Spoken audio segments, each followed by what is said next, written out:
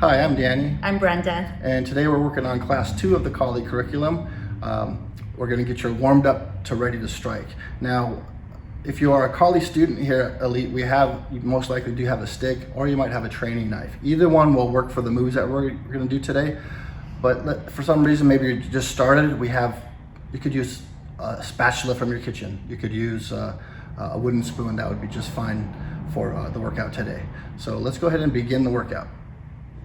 Today's technique that we're going to work on is called abanico in Tagalog, and in English it means fan. So we're going to use it as a warm-up technique to get your wrists ready. She's going to start with the overhead abanico. The idea is she's either hitting the head, she might be hitting the hand, but she's trying to rotate her wrist all the way around, and she's warming up her wrist, her forearm, her shoulder, her torso, her lats. So now that we've finished the abanico overhead, we're going to do the abanico in front of your body, or the downward abanico.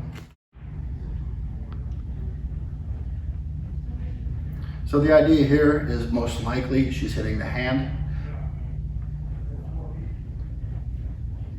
And again, she's rotating her forearm, her shoulder, her bicep, her upper torso. So she's warming up that body.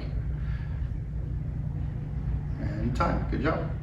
The next warm-up drill we're going to do is we're going to do a forward twirl and a reverse twirl.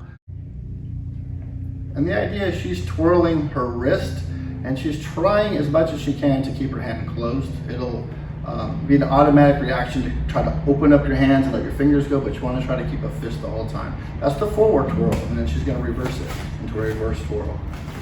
Warming up those wrists nice and slow.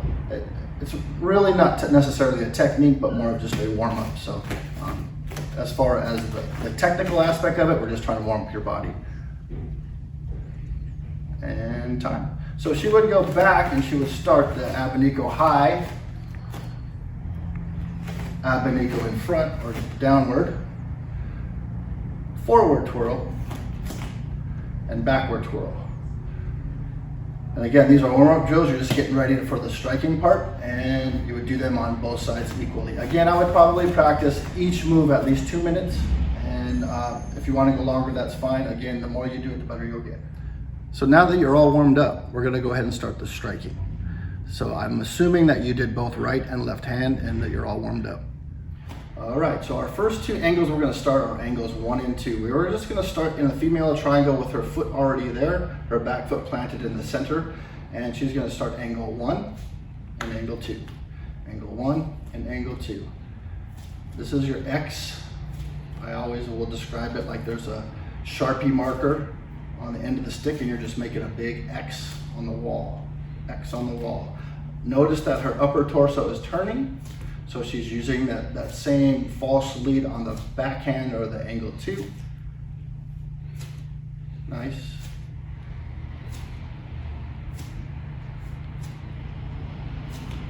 And time. From here, we can go into our angles 1 through 5. So same footwork. She's going to start angle 1 slow, angle 2, adding angle 3 horizontal to the floor, 4 horizontal to the floor, 5 is a stab or an upward.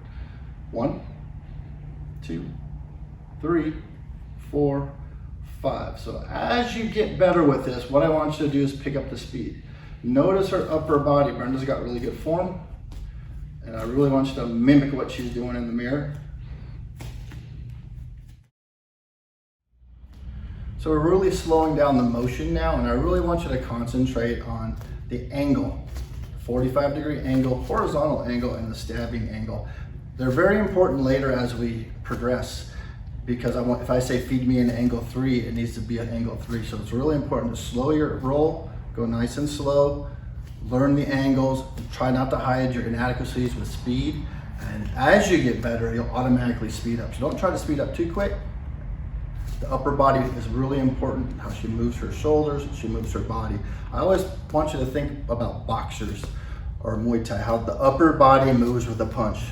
In Collie, the body moves with the stick. And remember, Collie isn't just stick, there's also a knife and empty hand. So this is just one piece of it.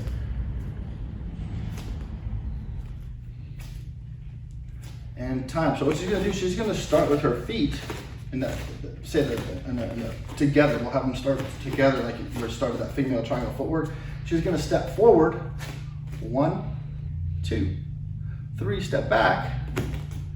Yeah, 1, 2, 3, step back, 4 and 5. Again, 1, 2, 3, step back, step forward, and yes.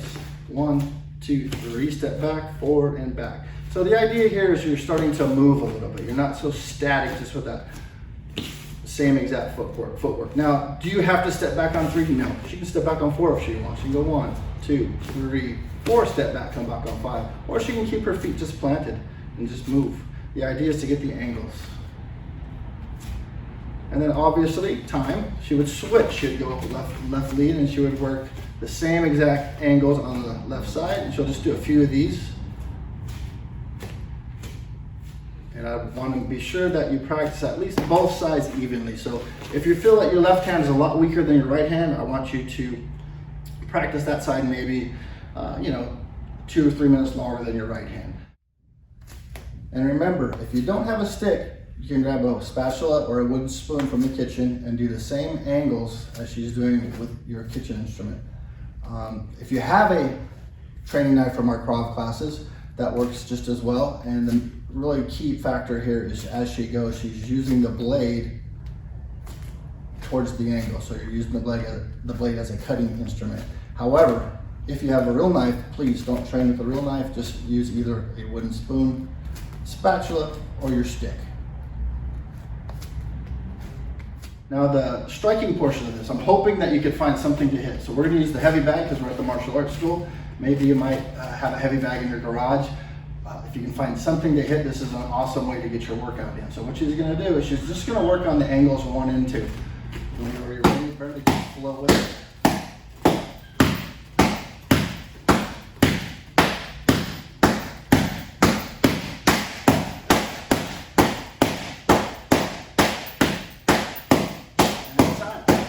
From here, that's her angles 1 and 2. Now she could add the 3, 4, and 5.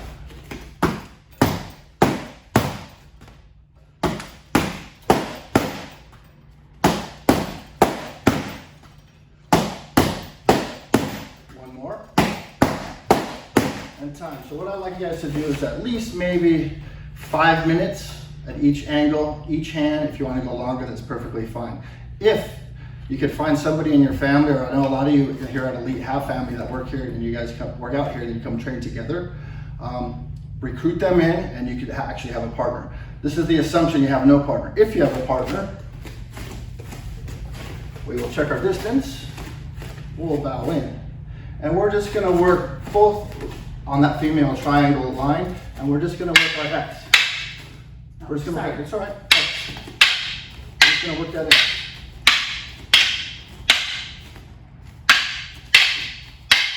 I know a lot of you have 2 sticks. You're doing class already, so if you have 2 sticks and one of your family members what you do in class, you guys can watch the video together and learn it together. And 2 more, 1 more, 1 time. Switch, we'll go left lead, same drill, left foot forward. The distance here is important. If we're too close, we'll get jammed up. So you'll see us put our sticks up this way a lot just to kind of check the distance. The person that we're hitting is really an imaginary person somewhere in the middle. We're not hitting each other. So from the left side,